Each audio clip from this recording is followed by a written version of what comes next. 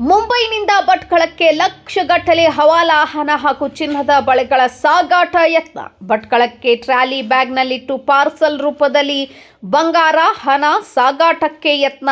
ಖಚಿತ ಮಾಹಿತಿ ಮೇಲೆ ಭಟ್ಕಳ ಶಹರ ಪೊಲೀಸರಿಂದ ದಾಳಿ. ದಾಖಲೆ ಇಲ್ಲದ ಹಣ, ಬಂಗಾರದ ಆಭರಣ ಜಪ್ತಿ.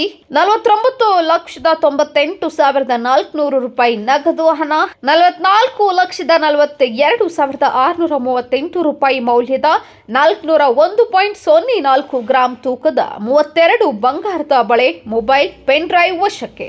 ಭಟ್ಕಳದ ಬಂದರು ರಸ್ತೆಯ ಬಾಬಾನಂದ್ ಉಸ್ಮಾನ್ ನಗರದ ಮೊಹಮ್ಮದ್ ಇರ್ಫಾನ್ ಬಂಧಿತ ಆರೋಪಿಗಳು. ಭಟ್ಕಳ ಠಾಣೆಯ ಸಿಪಿಐ ದಿವಾಕರ್ ಹಾಗೂ ಪಿಎಸ್ಐ ನವೀನ್ ನಾಯಕ್ ತಂಡದಿಂದ ದಾಳಿ. ಮುಂಬೈನಿಂದ ಮಂಗಳೂರಿಗೆ ಪ್ರಯಾಣಿಸುತ್ತಿದ್ದ ವಿಆರ್ಎಲ್ ಬಸ್ನಲ್ಲಿ ಪತ್ತೆ.